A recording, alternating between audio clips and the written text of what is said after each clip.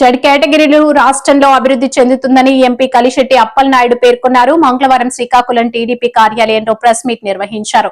Airport, జాతీయ రహదారుల అభివృద్ధి, విశాఖపట్నంలో గూగుల్ డేటా సెంటర్ ఏర్పాటుకు సీఎం, డిప్యూటీ సీఎం లోకేష్ కృషి ఎనలేనిదని పేర్కొన్నారు.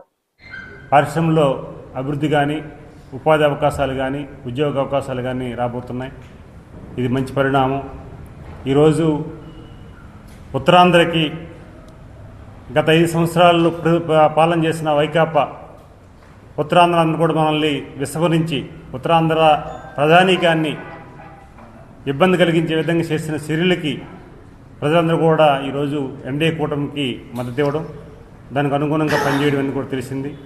అలాగే ఈరోజు ఉత్తరాంధ్రలో ఈ అభివృద్ధి జరగకూడదనే ఆలోచనతో గూగుల్ హబ్ ఏదైతే ఉందో అది రాకుండా చేయడానికి జగన్మోహన్ రెడ్డి బెంగళూరు కేంద్రంగా, ఆయన ప్యాలెస్ బెంగళూరు ఆయన కేంద్రంగా ఒక కుట్ర జరిగిందనేది మనకు స్పష్టం అవుతుంది.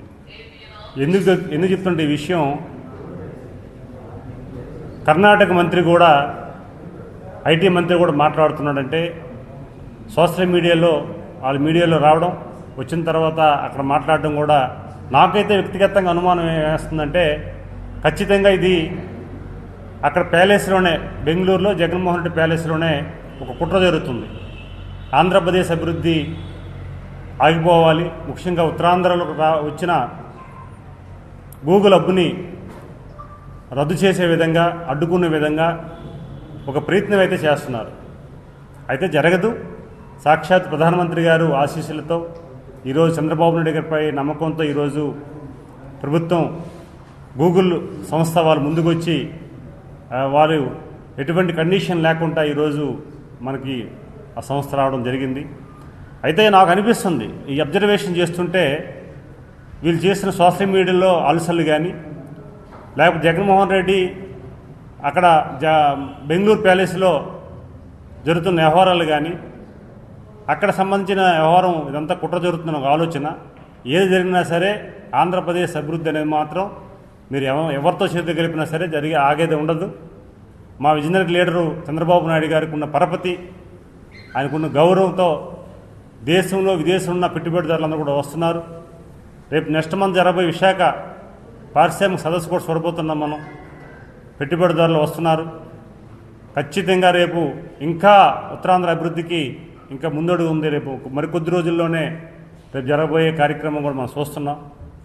ఆంధ్రప్రదేశ్ ఒక పక్క, అమరావతి ఒక పక్క, ఉత్తరాంధ్ర అభివృద్ధి ఇంకో పక్క, రాయలసీమ అధికారాన్ని వికేంద్ర చేయాలనే ఒక ఆలోచనతో ఎన్డీఏ కూటమి పనిచేస్తుంది. దీనికి తగ్గట్టుగా ప్రజలు కూడా సహకరిస్తున్నారు. అయితే ప్రజలను మభ్యపెట్టే ప్రయత్నాన్ని మాత్రం వైకాపా నాయకుడు జగన్మోహన్ రెడ్డి టీం మాత్రం చూస్తుందనేది మనం చూస్తున్నాం. ప్రతిదీ కూడా రాజకీయ లబ్ధి కోసం చేస్తున్న ప్రయత్నం. నేనైతే ఏ పార్టీ అయినా యాక్టివిటీ చేసి అభివృద్ధి చేసుకోవడం అనేది ఒక ఆనవాయితీ, అది ప్రక్రియ. అది మేమేమి మీ పార్టీని అభివృద్ధి చేయొద్దని మేము చెప్పాం. మీ పార్టీది మీది, మా పార్టీని ఎట్లా అభివృద్ధి చేసుకోవాలో, మా ఎన్డీఏ కూటమి నెలకొండాలో మేము ఆలోచించి చేసి వెళ్తాం. కానీ ప్రభుత్వం మంచి చేసేటప్పుడు హర్షించాలి, గౌరవించాలి. ప్రభుత్వం ఏదైనా తప్పు చేసినప్పుడు ఒక ప్రజావేదిక ఉంటుంది, ప్రజలు ఎన్నుకోబడిన ఒక వేదిక ఉంటుంది. ఆ వేదిక ద్వారా మనం చర్చించుకోవాలి, నిలదీయాలి అవసరం ఉంది.